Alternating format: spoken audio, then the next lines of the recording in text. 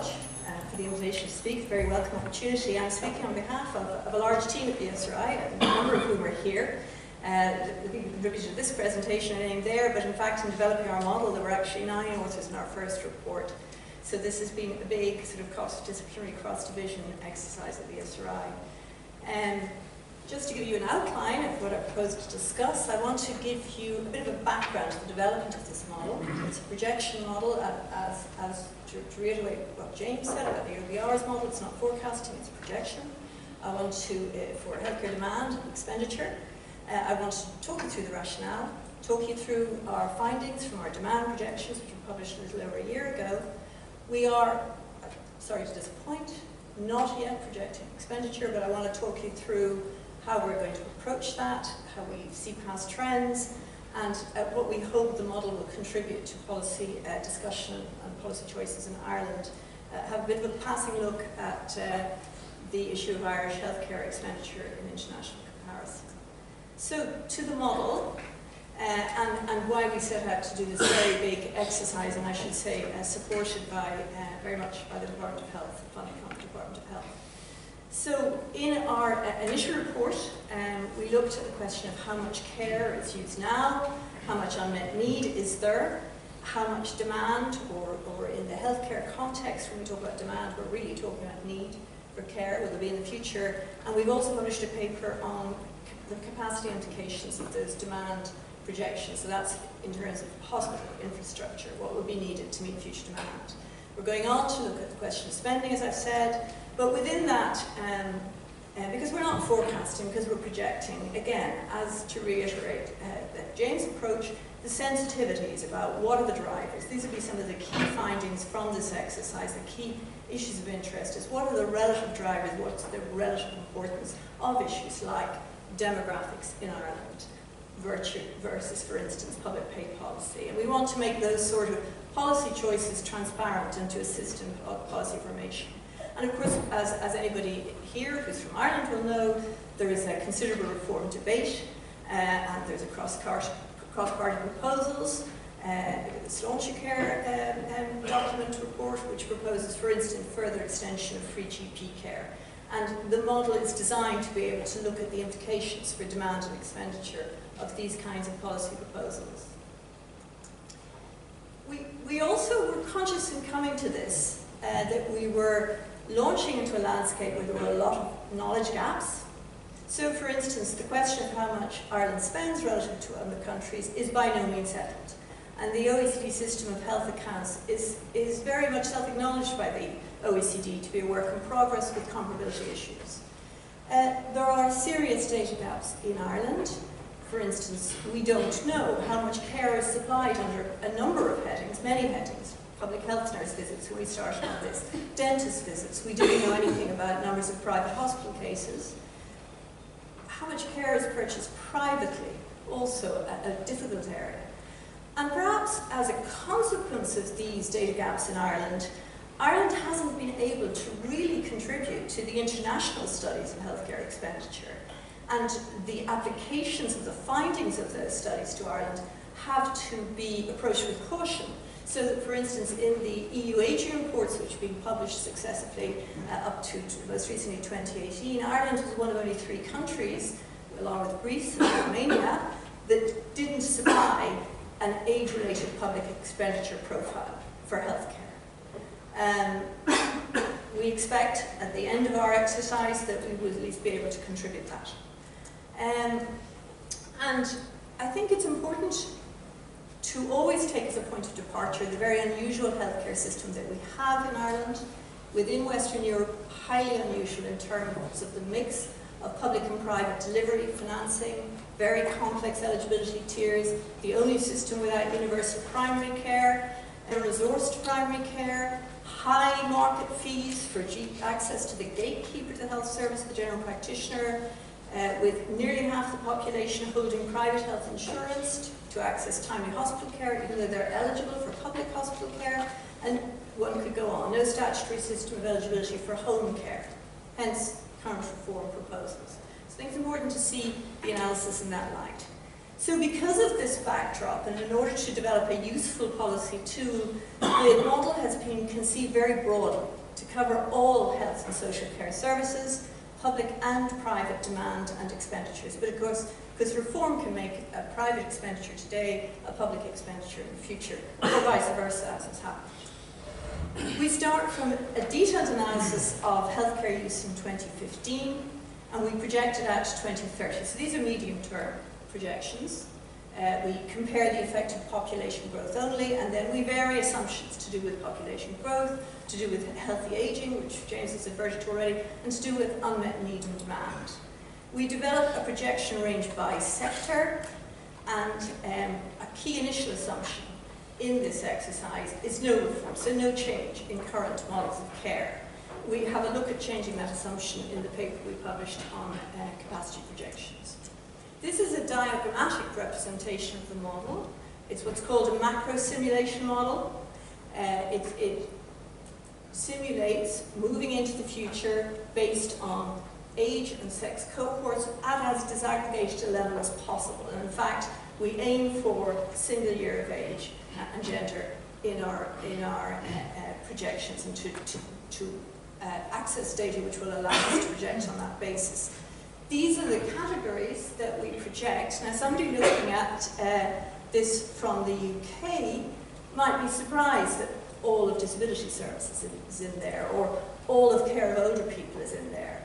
And that's one of the things where the Irish system differs. It's important to understand as we fund what James would refer to as adult social care from our health vote, and we count it in our health expenditures. So to, if you like, the modelling methodology and some of the underpinning assumptions. We take our demographic projections from an in-house ESRI model which links to the Cosmo model. I'll take questions on demographics later, but if I can't answer all of them, I'll refer you to my colleague Adele Bergen, who developed these at the ESRI.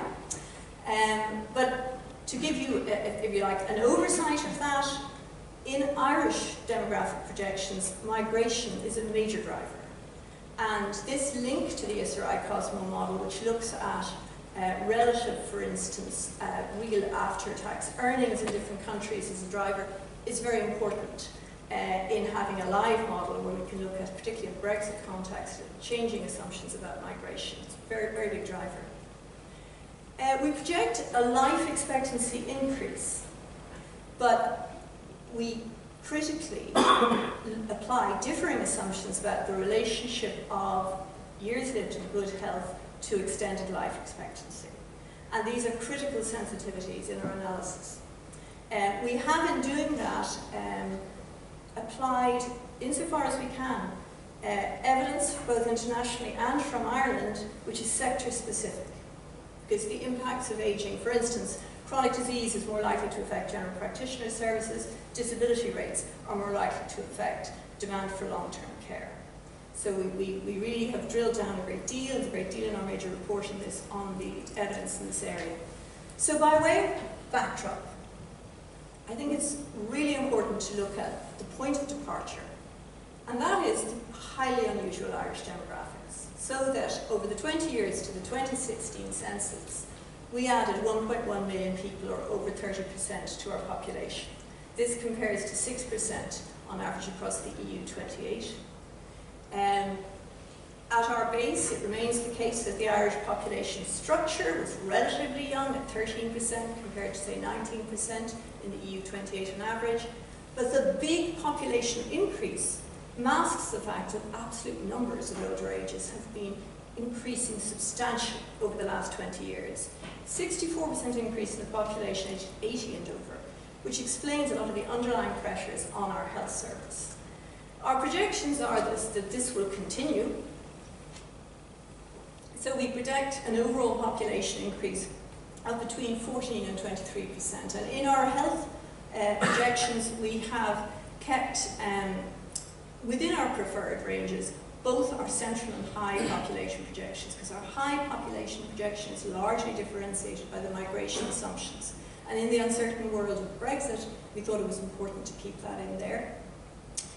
But independently of our central and high population projections, the number of older people will increase because they're already here, we're already here.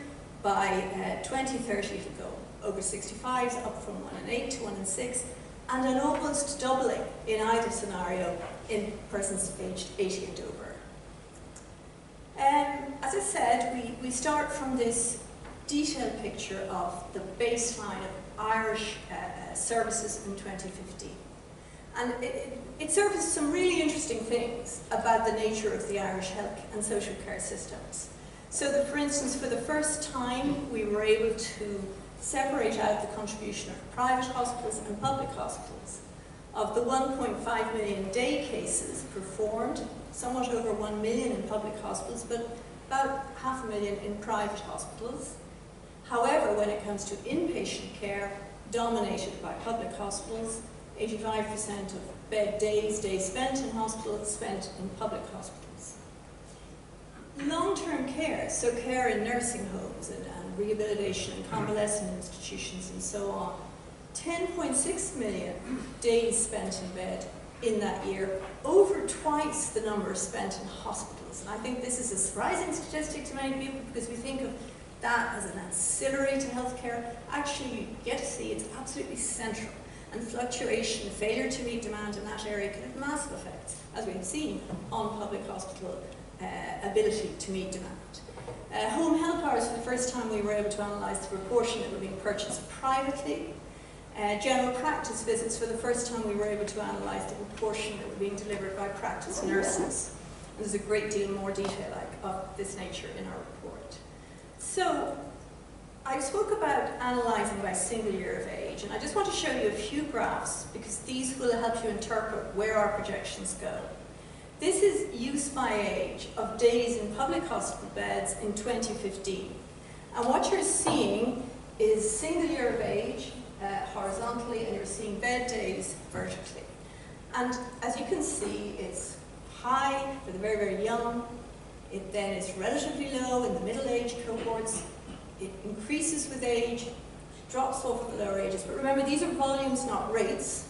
If we then superimpose rates, which is the rate of use relative to that numbers in that age cohort, you can see that there's a very steep increase with age. Interesting gender differences in there. Won't go there now, but that's a fascinating difference and has some interesting mirror images in long-term care the other way around. So, but by way of contrast, this is use by age of emergency departments. And this is people who attend the emergency department, many of whom won't be admitted. And you can see that the volumes are actually higher amongst younger people. Interesting little bump there for teenage boys. And if you've ever been in an ED department, that won't surprise you. Particularly in the weekends. And here this is overlaid with the rates. And you can see that once again, the rate of use is actually much higher amongst the older people, but rates are still relatively high across the age distribution. And now, turning to our projections, and in each sector on which we project, we develop a projection range which combines preferred assumptions about population, about healthy aging, about unmet needs and demand. So what I'm going to show you now is the highs and lows. So these are, the first column there is the sector, the next column is the service or the measure of healthcare use, and then you're seeing a range of percentage increases. And I just draw your attention to the two categories of service for which you saw the graphs. So inpatient bed days projecting a 32 to 37% increase. Emergency department attendances projecting a 16 to 26% increase.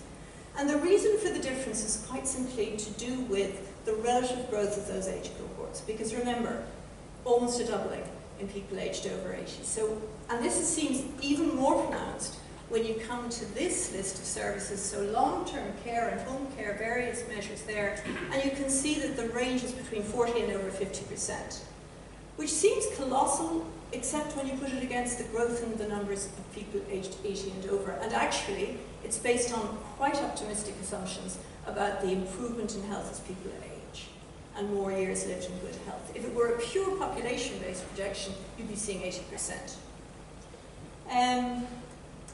So, to the capacity implications of these demand projections, and I think a lot of people find it easier to think about typically hospitals, which is very narrow in the context of the Irish Health Service, but to think about it in terms of pieces of furniture, beds. And by way of backdrop, Ireland has the highest occupancy rate in hospitals, public hospitals, in the OECD, bar none, way above what is considered a safe limit. Is that because people are spending too long in hospital? Well, actually no, inpatient length of stay is among the OECD's lowest. But hospital bed capacity, public and private, numbers of beds, is among the OECD's lowest. And it's quite simply a consequence of that. There is a capacity crisis in Irish hospitals, and I have no doubt there are diminishing returns to scale in terms of investment now in the increases in staffing. So that, for instance, in the years, say, 2013 to 2017, there was a 15% increase in day cases, but only a 3% increase in inpatient cases. Well, there was nowhere to put more people. And the composition of the inpatient cases changed. There was an 8% increase in people coming in as emergencies, typically older people with multiple complex conditions. And there was a nearly 7% decrease in people coming in for elective procedures because they were being bumped out. And this is the context in which you see these apparently intractable waiting lists. So we project on optimistic assumptions about the ability of the system to treat more people in primary care, to reduce avoidable hospitalizations, to further reduce average length of stay. We project a minimum requirement for 3,200 extra public beds out to 2030. That compares to an ambition for 2,600 by 2027 in the National Development Plan. But important to note, we also project a much greater need for capacity and long-term care. And that's based on those earlier demand projections you saw. And if we don't address the two together, then we will continue to see serious crisis in Irish hospitals. So what about the sustainability, because that's our theme today, of the projected demand growth? The annual average demand increase ranges from between 1% to 3%. But remember, we're talking about a country with unusually large projected population increase. We're talking about a growing population as well as an aging population. If you calculate those demand increases per capita, it's somewhere under, close or under 1% on average per annum across hospital services, except where we factor in high unmet demand that needs to be met. It's higher because of the population aging for services for older people. So now to turn to expenditure. Want to have a little bit of a look at trends. First of all, just to remind everybody, what are we talking about here? This is the HSE non-capital vote allocation. And because the conversation on health so often is reduced to hospitals, I think very important to see, public hospitals are 34%. Look at that big slice, 12% for care for persons with disabilities. That's nearly 2 billion, much of which would be in adult social care in the UK. Look also at the large slice, substantial slice, 4% for statutory pensions, because I'll come back to that. That's met out of the health budget. This is a series for public current healthcare expenditure from those years, 2004 to 2017. Anybody else, and I know there will be people in the room who tried to do this exercise, will ask, how are you reconciling all the many accounting changes that have happened over that time? And just broadly, I think we'll have that conversation offline, but broadly, everything's in there. So we kept everything in that was taken out to have a consistent series over time. So that's why the figure looks so high. It includes, for instance, the vote for the Department of Children, because that used to be part of the health vote. So we're showing the nominal increase, we're showing the real increase. Plenty of conversation already today about appropriate price indices. Again, take that conversation offline, but for anyone who wants to know, we're using here the price index for public authorities spending on goods and services. So, annual average increase over those years of hot contests about appropriate health spending, nominal 4.4%, real 3.2%. Actually, in James's range. Then express it relative to the extraordinary growth of population that we've experienced in Ireland over that period. The annual average increase per capita, 1.8%, and if we express it, this is not spending on people aged 65 and over, but all spending relative to the population aged 65 and over, annual average increase of 0.2%. So, very quickly, on this slide, don't propose to go through them, here are some of the projections that there have been of Irish healthcare expenditure. As I've mentioned already, the information we can contribute to the big international studies does mean there should be a note of caution about applying them to Ireland. And also, healthcare expenditure as a proportion of GDP is what is being analysed and projected, and this audience doesn't need any explanation of the reason why that should be treated with caution for Ireland. There have been a number of studies, including IFAC's, steady-state projections, which have looked at Irish healthcare expenditure. I would differ, some quite detailed work being done in the HSC, I should say, and there's a group there, Planning for Health, that are really developing the work internally. Where we will differ is in the fact that we are starting from this very detailed bottom-up model. So, I won't repeat the discussion of top-down drivers that James brought you through earlier. In our model, because it's bottom-up, we have an opportunity to look at the sort of levers that are available to policymakers. So, the effects, for instance, of public pay rounds, the effects of skill mix changes. We actually would be very sort of keen to follow a similar approach to a recent study by the Institute for Fiscal Studies in the UK and the Health Foundation, which adopt bottom-up modelling. Interestingly, landed in a very similar place to the OBR in terms of the annual average increase. It's a very similar place to what we've just experienced historically in Ireland, but attributes, because of their methodology, much more to demographic factors than in the top-down models. So, towards projections of expenditure, what we will be doing in this bottom-up modelling is we'll be introducing prices, and we'll be looking at unit costs by service, developing sector-specific price indices, and then having assumptions about the drivers of the components of cost. In each year, we'll project volume, we'll project price, and then we can project expenditure. And of course, then we can get to the really interesting sensitivity analyses, where we begin to look at changing assumptions relative to the drivers of volume and the drivers of price. We look forward to being able to assist in contributing age cost curves to the international studies, and there'll be potential to link this to the fiscal projections in the ESRI's COSMO model. So, two quick other points to discuss in the next 2 minutes, I think, Chair. So, one is just the importance of pay. Health and social care are massively labour-intensive occupations, industries, sectors, whatever you want to call them. There are deliberately no figures on this pie because these are first rough estimates. Later we'll be doing more detailed analyses. But looking at about 85% of HSE expenditure, you can estimate pay and non-pay components, and pay is about 3/4.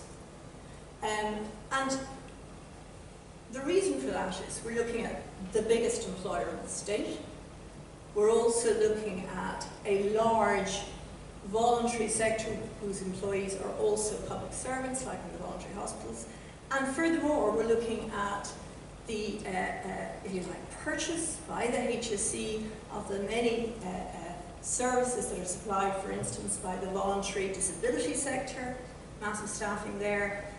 It's purchased by the state through fair deal from the largely privately supplied nursing home sector, capitation and fee payments to GPs, and so on.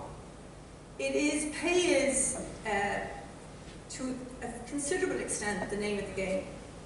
And it's interesting to look at what happened over recent years when incentivized retirement during the period of the employment control framework reduced staffing in the health sector, and what happened to the overall bill. So when you look at HSE pay, pensions and agency staffing costs over the years, the last 10 years, or 10 years to 2017, you can see that while the dark blue pay bill dropped, superannuation, out of the same boat, increased, and agency staffing costs increased. The line is then the gradual restoring of staffing levels, but of course carrying the superannuation for the people who were incentivized to retire early. So finally, and this is quick, so I'm going to show you 4 bar charts to make 2 points. And I suggest you watch the red circle. The red circle is Ireland. This is a comparison of per capita expenditure using, in US dollars, purchasing power parity for the EU 15 in 2016, the most recent year where there's reasonable comparable data. I also, you will see in the title, I refer to long-term care health. Quickly, by way of explanation. Some countries make returns where they split their long-term care between health and social care. Social care isn't counted in healthcare comparisons, but you can access the series. Now let's put social care back in, and Ireland has moved to the left. That's because we're beginning to see social care expenditure. In Ireland, we put it all in health expenditure. Now let's look at public expenditure per capita. And Ireland moves again to the left. So now we're seeing Ireland somewhere in the middle of the range. If you look at us relative to the per capita average, or rather, yes, per capita average, we're still in or around, slightly under the average in 2015 when you include social care, having been a bit over. And the missing piece. This is private expenditure. As I say, making only 2 points. We're currently working on this. We will be publishing on it. We hope to be drilling down much more beneath this. But it's really, this is a show and tell of, are you sure you know what you think you know about Irish healthcare expenditure in comparison? So finally, and in conclusion, what we hope to contribute to policy debate and to the policy response to the serious sustainability issues and concerns about healthcare expenditure is a deeper understanding. And I think I hope what this, our work and what this presentation has demonstrated is the complexity of getting to that deeper understanding and how unusual both our system and our demographics are. Per capita expenditure controls for demographics to some extent. Off-the-shelf, either policies or explanations from other countries have to be applied with great care in Ireland because we are so unusual in so many of these dimensions. So we're developing this model to, as best we can, to mirror the complexity, and we hope will assist in policy discussion. Thank you.